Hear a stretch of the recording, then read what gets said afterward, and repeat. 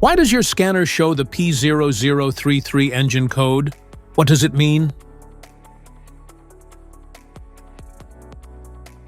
P0033 is a diagnostic trouble code for turbocharger or supercharger, bypass valve A, control circuit. It indicates the PCM has detected an issue with the signal it's receiving from the bypass valve, which diverts boost pressure when the driver releases the accelerator. Under this circumstance, stop driving and repair your vehicle immediately. So, what causes this imbalance? Here are the most common culprits. This error can be caused by these possible faults in your vehicle. Faulty bypass valve.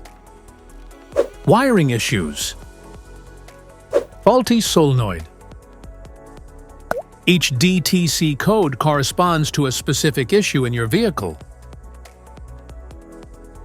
This error occurs in OBD2 equipped vehicles, especially those manufactured since 1996.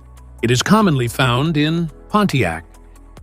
If you want to fix this error code, let us know in the comments section.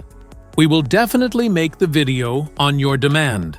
If you like this video, don't forget to subscribe to our channel. Thanks for watching.